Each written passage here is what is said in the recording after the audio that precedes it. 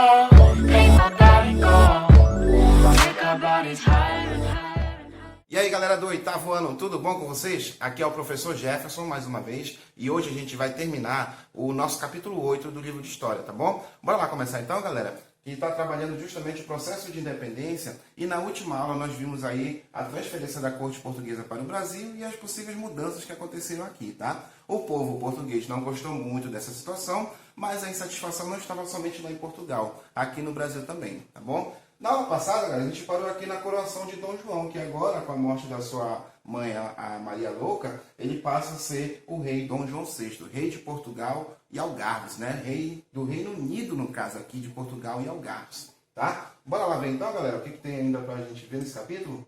Veja bem, como eu disse para vocês, houve insatisfações lá em Portugal pelo povo português, porque a corte portuguesa abandonou eles, deixaram eles à sorte aí, né? Só que aqui na colônia, que agora não é mais colônia, é Reino Unido, tá? Houve insatisfações em outras províncias. Por quê? Porque aquelas mudanças estruturais que a gente conversou aí na última aula aconteceram basicamente lá no Rio de Janeiro, tá? E enquanto isso, outras províncias, como a de Pernambuco, no Nordeste, enfim, as pessoas estavam passando por sérias dificuldades, tá? E com a chegada da corte e essas mudanças, os impostos, perdão, aumentaram bastante. Olha aí, ó. E aí o que acontece, galera? Uma revolução aí bastante marcante nesse período foi a Revolução Pernambucana, tá? Olha o que foi que aconteceu, galera. Por que aconteceu essa revolta aqui em Pernambuco em 1817, pessoal? Por causa da presença da corte portuguesa no Brasil, tá bom? E com essa presença, como eu disse para vocês, aumentou-se os impostos para bancar as mudanças, as construções, né, as obras que a corte portuguesa acabou implementando aqui, a coroa portuguesa acabou implementando aqui no Brasil, tá? Dificuldades econômicas, por quê? Porque nessa época, além desses impostos, né, mesmo com a chegada aqui da corte portuguesa, Pernambuco estava passando por uma crise econômica por conta da queda dos preços do açúcar e do algodão. A disputa aqui estava muito grande com o mercado internacional. O açúcar lá nas Antilhas e o algodão dos Estados Unidos. Isso quer dizer o quê? Que a produção pernambucana estava em baixa e o preço também acabou caindo. Isso fez com que os produtores nesse momento não acumulassem riqueza, não tivessem seus lucros. Muito pelo contrário, tiveram prejuízos. Além disso, nesse contexto, a gente ainda fala também do aumento do preço dos escravos. Era muito difícil nesse momento, no século XIX, obter escravos nesse contexto aqui, tá? Então, por causa disso, galera, houve um descontentamento popular, mas veja bem, a Revolução Pernambucana foi uma revolução popular mesmo, envolveu parte da elite e envolveu a população. Olha aqui, ó, comerciantes, militares, membros do clero, por isso que também a Revolução Pernambucana ficou conhecida como Revolução dos Pares, porque membros da Igreja Católica também se revoltaram contra a presença da corte portuguesa e contra esses problemas também. Olha aqui, ó, tá? Como mostra aqui nessa pintura para vocês, houve uma grande participação popular nessa revolução, tá? Artesãos, proprietários, juízes e homens livres. Foi, digamos assim, uma revolta generalizada aqui em Pernambuco, lá em Recife, mais especificamente, tá bom? Olha aí, pessoal. O que foi que influenciou, além dos fatores negativos, lá, além da crise, né? As ideias iluministas que já estavam circulando aqui na ex-colônia, né? E as lutas pela independência na América Latina, aquelas lutas da independência na América Espanhola que fez com que os crioulos lá, todo aquele processo fez com que eles tomassem o poder e expulsassem a metrópole de lá, né? A coroa espanhola, no caso. Além disso, pessoal, nós temos que entender que muitas pessoas que participaram desse movimento eram intelectuais, eram pessoas ricas, e elas viajavam para outros países e de lá traziam as ideias revolucionárias para cá, para a ex-colônia, para o Reino Unido, tá? E eis que em 6 de março de 1817, Recife foi tomada por esses líderes, por esses revoltosos aqui nesse momento, tá? E quando eles tomam, tá, Recife das mãos das autoridades portuguesas, eles fundam uma república, uma tentativa de fundar a república, tá? Essa república de caráter liberal, com ideias iluministas, tá? Foi justamente a ideia desses revolucionários, acabar com aquela exploração que se tinha e fundar uma república mais liberal. E aí um governo provisório foi instaurado nesse momento aqui, tá? Com a participação popular e abençoado por membros da Igreja Católica, tá? E o que foi que a coroa portuguesa fez nesse momento? Imediatamente ela reagiu, né? Eles foram reprimidos pelo governo português. Dom João mandou para a região aproximadamente 8.000 soldados do Rio de Janeiro para reprimir. Os líderes acabaram sendo pegos, tá? Acabaram sendo presos e foram punidos, tá? Eles foram punidos com a forca, foram punidos com degredo, foram fuzilados, tá? Então quer dizer que essa Revolução Pernambucana tomou o poder de forma provisória, mas depois acabaram sendo reprimidos pelas tropas do governo português que estava aqui no Brasil, ok? Essa foi uma marcante aqui, foi uma revolução que fez parte aí desse contexto da corte portuguesa no Brasil e a última do Brasil colonial, antes de se tornar independente, tá bom? Bora lá, pessoal, falar então da independência em si? Então veja bem, quando se fala da corte do Brasil, a gente tem que entender que houve uma mudança na sociedade colonial nesse momento, tá? Olha aí, ó. Houve mudanças estruturais, estéticas e sociais, aquilo que eu já falei para vocês na última aula, beleza? Hábitos europeus, porque muitas pessoas passaram a vir para o Brasil com aquela ideia da imigração, da política de imigração, né? E por conta da mão de obra que foi necessário aumentar aqui e que a mão de obra escrava não estava sendo suficiente. Isso quer dizer o quê? Que muitos imigrantes europeus chegaram aqui no Brasil, entraram em contato com a sociedade que até então era colonial, tá? E imagina só, uma colônia simples, abarrotada de gente com outras vestimentas, com outros hábitos de pessoas, abarrotada de pessoas europeias mesmo, não só portugueses, tá? E aí você tem, pessoal, essa mistura. Você tem uma confluência de africanos, europeus e asiáticos que agora vai fazer parte dessa sociedade aqui no Brasil. Começa justamente esse aumento populacional aqui nesse contexto, tá? É basicamente essa sociedade que nós temos aí nesse contexto após 1808, ok? Bora ver o que tem mais aqui, pessoal? Um fato que vai marcar aqui, que vai mudar a história, vai ser o retorno de Dom João VI para Portugal. O que foi que aconteceu aí, meninos? Em Portugal, como eu falei para vocês, havia muita crise social, política e econômica, porque o povo foi abandonado pela corte portuguesa, né? E aí os estrangeiros tomaram o poder, os franceses invadiram, os ingleses estavam por lá, e Portugal estava num caos, enquanto que aqui havia mudanças estruturais no Brasil para abrigar os membros da corte portuguesa, tá? Essa abertura dos portos brasileiros fez com que os portugueses tivessem mais prejuízos ainda, porque antes, no exclusivismo comercial, os produtos que saíam daqui do Brasil iam direto para Portugal, e lá os comerciantes portugueses vendiam e assim lucravam. Com a abertura dos portos brasileiros, o que foi que aconteceu? Esses produtos passaram a ser vendidos para outros países e produtos europeus chegaram em grande quantidade aqui na colônia. Tá? E o que foi que aconteceu? Os preços dos produtos que chegavam aqui eram até mais baratos do que os produtos portugueses. E isso gerou um certo prejuízo aqui para eles. Tá bom? Bora ver o que aconteceu então, galera? Olha aqui, ó. A Revolução Liberal do Porto, em 1820, forçou justamente o retorno de Dom João. O povo português que estava nessa crise econômica lá, acabou expulsando as autoridades estrangeiras que estavam em Portugal e decretou o retorno imediato de Dom João. Se ele não voltasse, ele iria perder sua coroa, ele iria perder o seu governo lá em Portugal, né? E além disso, os portugueses estavam querendo justamente, pessoal, uma nova Constituição, e essa Constituição com bases liberais forçava justamente o Dom João a obedecer, né, essa Constituição e o parlamento português. Olha aí, ó. Como eu falei para vocês, expulsão dos governantes estrangeiros, essa exigência imediata de Dom João para Portugal, e outra coisa que eles exigiam era a recolonização do Brasil. Eles queriam tornar o Brasil novamente na condição de colônia, porque eles estavam perdendo muito, eles estavam tendo prejuízo com esse Brasil aqui, com os portos abertos para outros países. Mas isso não quer dizer que com o retorno de Dom João, o Brasil voltou a ser colônia, tá? Ele retorna de fato, né, cedendo as pressões. Ele resolveu voltar em 1821, mas antes ele deu uma passada lá no Banco do Brasil, e assim como aconteceu lá em Portugal, ele acabou pegando todas as riquezas daqui do Brasil e levando consigo nos navios para Portugal. Porém, quando ele sai daqui do Brasil, ele deixa o seu filho como regente, ou seja, como seu representante aqui. É a garantia de que o Brasil não voltaria a se tornar colônia de novo de Portugal. E aí ele deixa o seu filho como príncipe regente, o Dom Pedro.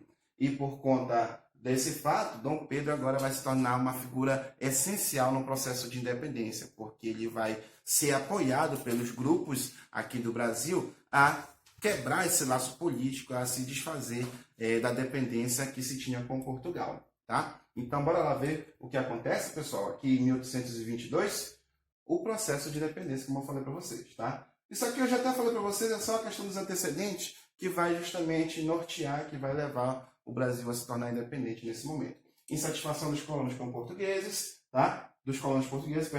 O retorno de Dom João para Portugal em 1821 também é outro fator, porque eles acabam, de um lado você tem um grupo que estava forçando a recolonização do Brasil e o outro grupo que estava forçando a libertação do Brasil. Há um embate aqui entre grupos políticos da elite brasileira e portuguesa, tá?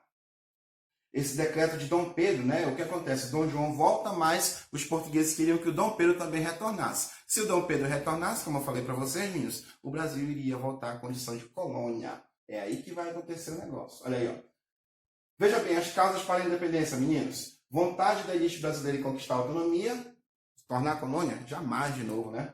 Altos impostos cobrados pela coroa portuguesa foi um dos fatores também, tá? E essa tentativa de recolonização vai ser justamente aquilo, o principal, que eu já até falei para vocês aqui umas 3 vezes, que vai nortear o processo de independência, tá? E aí, pessoal, acontece justamente um fato aí em janeiro de 1822 que vai determinar o início desse processo de independência, o chamado Dia do Fico. O que foi que aconteceu? Lá de Portugal, os políticos portugueses estavam pressionando o retorno de Dom Pedro também, do filho de Dom João. E aí o que acontece, galera? Essa pressão vinha de Portugal, porém aqui no Brasil a elite brasileira estava também pressionando Dom Pedro para que ficasse e não retornasse para Portugal, tá?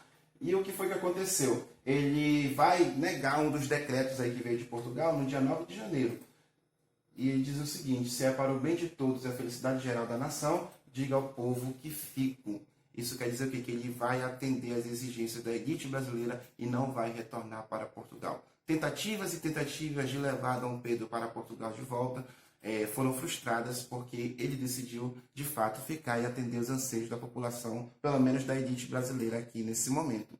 Tá bom? Então, o que foi que aconteceu, galera? O Dia do Fico ficou marcado como o início do processo de independência. Porque após esse período, após esse fato aqui, galera, começam a surgir decretos, ele começa a fazer decretos, tá? Que vai marcar cada vez mais a autonomia brasileira em relação a Portugal. Bora lá ver, galera? Olha aí, ó. Organização da Marinha de Guerra para se proteger, expulsão das tropas portuguesas, ok? Ele vai expulsar o que tiver relacionado à coroa portuguesa, ele vai tirar do cargo, vai expulsar, enfim, ele vai dar cargos para os próprios brasileiros nesse momento aqui, tá? E aí, o que acontece mais, galera? Todas as ordens de Portugal teriam que passar pela aprovação de Dom Pedro. Isso quer dizer o quê? Que mesmo os impostos que eram decretados lá em Portugal, para chegar aqui, Dom Pedro teria que aprovar. Aprovando ou não, seria justamente uma decisão daqui do Brasil, tá? E aí, em 1822, ainda em junho de 1822, ele convoca uma Assembleia Nacional Constituinte. E quando se convoca, pessoal, uma Assembleia Nacional Constituinte, isso quer dizer que dali a pouco tempo uma nova Constituição iria se formar. E o que é uma nova Constituição, meninos? É um conjunto de leis, um conjunto de regras de uma nação. E essa Constituição iria determinar a autonomia do Brasil. Ou seja, com essa Constituição, o Brasil, de fato, se tornaria, pelo menos se declararia independente. Olha aí, meninos. Aí acontece o processo, de fato, de independência. Agitações pelas principais cidades brasileiras. Dom Pedro teve que viajar para algumas cidades para dizer que estava no Brasil, que ele não retornou para Portugal e que esse processo estava em andamento, tá? O apoio da elite brasileira foi crucial aqui nesse momento, que de certa maneira eles até protegeram Dom Pedro para que ele não fosse forçado a voltar para Portugal, tá? Em agosto de 1822, ele foi novamente, mais uma vez, intimado pelo seu pai, forçado também pelos portugueses lá, a retornar e anular essa Constituinte, essa Assembleia Constituinte. Tá? Então, já estava justamente aqui, pessoal, num processo de independência de fato, num calor mesmo, já estava entrando um processo aí de mudança aqui. Tá? E aí o que acontece, galera? Às 16h30 do dia 7 de setembro de 1822, Dom Pedro, dizem aí a história, à margem do rio Ipiranga, declara a independência. Ele foi influenciado pela elite brasileira, pela sua esposa, a Leopoldina, a se desligar de Portugal de fato aqui nesse momento. Tá? E aí, por causa dessas pressões internas e externas, o Brasil acaba se desligando politicamente. Pelo menos era o que a elite brasileira e que o Dom Pedro pretendia aqui nesse momento. Portugal ainda não havia reconhecido essa independência, meninos. Olha aí, ó. O povo estava à margem desse processo. Isso quer dizer o quê? Que foi um movimento elitista. que foi um movimento baseado no que a elite brasileira, no que os comerciantes brasileiros estavam querendo, tá? Que o Dom Pedro fizesse, ok? E o povo acabou aceitando não, acabou ficando à margem desse processo, ok? Mas como eu disse para vocês, o Brasil se declara independente, os Estados Unidos é uma das primeiras nações que reconhecem, mas Portugal ainda não reconhecia não, tá? Portugal ainda vai ficar aqui no encalço, exigindo aí uma indenização para que o Brasil se tornasse realmente independente. Olha aqui, ó. Então, Portugal exige uma quantia de 2 milhões de libras esterlinas, a moeda inglesa que era a mais valorizada, a mais cara aqui do mundo nessa época, tá? Foi o pedido de indenização de Portugal para deixar o Brasil livre politicamente. O Brasil não tinha esse dinheiro, então o que foi que aconteceu? Ele contou com a ajuda da Inglaterra. Olha quem apareceu de novo aí, galera. A Inglaterra, mais uma vez, aparece para emprestar esse dinheiro para Portugal. Para o Dom Pedro. E o Dom Pedro pega esse dinheiro, paga Portugal pela independência. E o que acontece? Esse dinheiro que Portugal recebe de Dom Pedro do Brasil para reconhecer a independência, ele acaba pagando a dívida que se tinha com a Inglaterra. Olha só esse movimento. Com quem ficou o dinheiro de fato? Com a Inglaterra, não saiu dela, né? Porque Portugal devia à Inglaterra, o Brasil devia a Portugal. Portugal recebeu do Brasil e pagou sua dívida com a Inglaterra. E aí, nesse momento, pessoal, o que acontece? O Brasil se torna independente politicamente de Portugal, mas economicamente ainda estava com laços, ainda estava dependente, pelo menos, da Inglaterra nesse momento. Ok? Dom Pedro foi declarado oficialmente imperador do Brasil no dia 1º de dezembro de 1822. O Brasil deixa de ser um Reino Unido, né, um território pertencente a Portugal, e se torna uma monarquia, né? Uma das poucas nações aqui, acho que só com o México aqui na América Latina, que se tornou uma monarquia após a independência. E agora o Brasil se torna um império nesse momento. Tratado do Rio de Janeiro, em 1825, decreta ou estabelece o reconhecimento por parte de Portugal da independência do Brasil. Então, quer dizer que a partir desse momento, galera, o Brasil ele passa por uma outra fase na sua história, que é o período do Império, o período da monarquia brasileira, com o Dom Pedro I, depois vem o período regencial e o Dom Pedro II lá na frente, tá? Mas isso é um assunto para uma próxima aula, tá? A gente vai ficar aqui até esse processo aqui de independência e a gente se vê aí na próxima com o Brasil Império. Beleza, galera? Espero que vocês tenham gostado aí. Deixa o seu like no nosso vídeo. Qualquer coisa me chama que eu tô aí para tirar dúvida de vocês. Beleza, meninos? Tchau, tchau, galera. Até a próxima.